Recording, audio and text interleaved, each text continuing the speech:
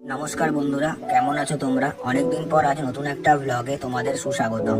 কিছুদিন ধরে বৃষ্টি তো আমাদের পিছুই ছাড়ছে না, আজ দিনটাও তার ব্যতিক্রম ছিল না।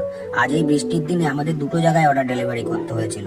লাঞ্চে 40 জনের জন্য ফ্রাইড রাইস, আলুর দম, পনির বাটার মশলা, চাটনি ও পাঁপড়, এবং ডিনারে আজ একটি জন্মদিনের অর্ডার ছিল, যেখানে রান্না থেকে খাবার সার্ভ করে দেওয়া অবধি সবটাই আমাদের করতে হয়েছিল।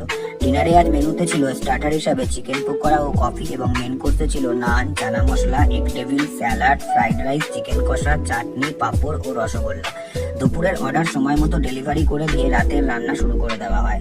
সন্ধ্যের আগেই সমস্ত রেডি করে নেওয়া হয়, শুধু চিকেন পকোড়া আর এগ টেবিল গরম গরম সার্ভ করার জন্য ভেনুতেই ফ্রাই করে দেওয়ার ব্যবস্থা করে দেওয়া হয়েছিল।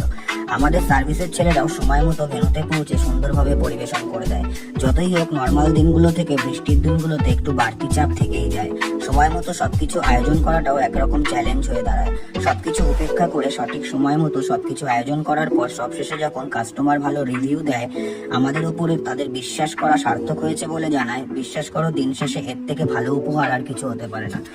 তোমরাও তোমাদের ছোট বড় যে কোনো অনুষ্ঠানে অতিথি আপ্যায়নে খাওয়া দাওয়ার দায়িত্ব আমাদের দিতেই পারো। আমাদের কাজ কেমন হয় সেটা সম্পর্কে জানতে আমাদের ফেসবুক ও ইনস্টাগ্রাম পেজটি দেখতে পারো। আরো বেশি জানতে আমাদের সাথে যোগাযোগ করতে পারো। খাবার টেস্টিং থেকে শুরু করে কাজের স্পটে উপস্থিত থেকে সবটা ভালো করে বুঝে নেওয়ার জন্য আমরা পুরোপুরি সাহায্য করব।